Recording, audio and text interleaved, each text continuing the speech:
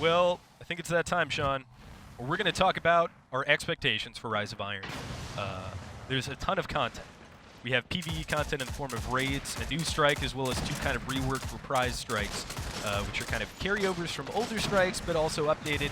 A new campaign, a lot of new narrative elements, and then a lot of changes to, well, a lot of inclusions to itemization, as well as a whole new multiplayer mode. So what are you most excited for, and what are your expectations for the expansion? So I expect the expansion to be hopefully as big as the Taken King was. I'm most excited for story missions because they're really making an effort to integrate better cutscenes and voice acting and character development over the course of these story missions, and that's something that they showed that they could do very well with Taken King. And I was, Nathan Fillion's character in the Taken King, and the story that they told was so cool that I was really happy that they would make that a focus of the Taken King, and I'm definitely thinking that they're going to do the same thing with Rise of Iron. So that's my big. So you're really excited for the narrative elements, which is surprising as somebody who played in launch, and that was just not really a focal point. No, and that was the thing, is the Bungie kind of heard that feedback loud and clear about the storytelling being kind of subpar in the game. And oh my god, the Taken King had 6 or 7 really great story missions where the characters felt very fleshed out, and the story that they told was awesome, and it was full of what you would expect from a AAA video game. Cutscenes and great voice acting and awesome, really cool action sequences and really cool stuff going on, and you feel like a part of it.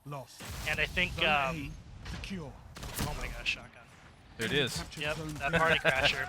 But I want them to bring that in spades this time around. They're talking about the Iron Lords, which are these very famous guardians that exist within the lore of Destiny from long ago. And we're familiar with some of their names. One of them, Lord Saladin, is still around, and he's the commissioner of the Iron Banner, which is one of the factions that this expansion is very centered on from a storytelling perspective. So we're gonna get to learn a lot about these characters who we've known kind of to be in the game and stuff, and that's really exciting. Cool. Let's talk about some of the endgame content, the raid, the new strikes, the new PvP. So narratively, you're really excited for it. They really strutted their stuff in the last expansion, and you can't wait to see what they did there. What about the new raid? I know that, this is something that this game is offering that a lot of other games, especially console games, just cannot. So you have to be excited for that. Absolutely. The best thing, as a hardcore Destiny player, the best thing to me about jumping into new Destiny content is figuring out how the raid is going to work that first time when no one else knows how. The progression rating, that is the best time.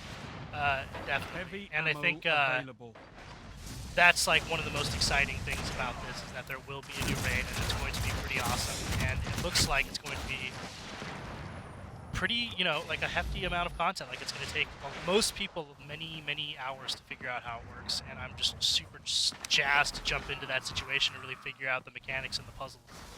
My progression is I played through these multiplayer heavy games, massively multiplayer games, shared world shooters. When I started, I just wanted to get the loot. Now, I don't care about the loot. It's all about learning. It's all about that first experience, that progression rating, and learning those puzzle fights, and not looking up strategy for it. Kind of figuring out on your own. That's a really fun thing for me anyway. Yeah, and that's, again, that's the most fun part, is these raids, if you haven't had the chance to do them yourself, they're very, very difficult, and a lot of the mechanics take a good amount of trial and error for you to be able to really figure out what's going on. But you really feel on point when you do end up downing a boss.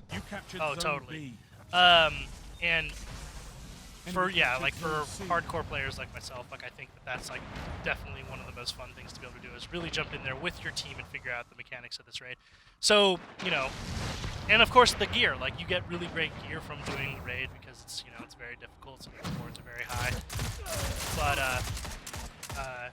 yeah, I'm really excited about that. Final thoughts on the expectations for the expansion, at least for this particular segment. You were talking about gear. They're really making an effort to kind of visually distinguish the gear, whether it be Trials of Osiris or the raid gear or what have you. Are you excited for those itemization options, and how has kind of your expression as a player advanced since the start of the game, aesthetically? So one of the coolest things about Destiny as a game is that you really do feel like your Guardian is, very customizable and specific with the gear you get. And Bungie has taken a lot of measures to make sure that that continues. And one of the things they're adding this time is ornamentation, which are these great sort of little gear pieces that you can get that allow you to change the look of your weapons and your gear. And man, does it look like really cool. Oh my gosh, I'm wrecked here. Well, And that's like, and I'm just really stoked to see the ornamentation. Like I've seen a few of these in action already. I personally do not have any of the new ornaments yet, so I couldn't be able to show them to you. But I've seen them on other Guardians, and just the way that they change the look of weapons really adds another level of customization that just Destiny players are going to love, and I certainly do already. very exciting stuff.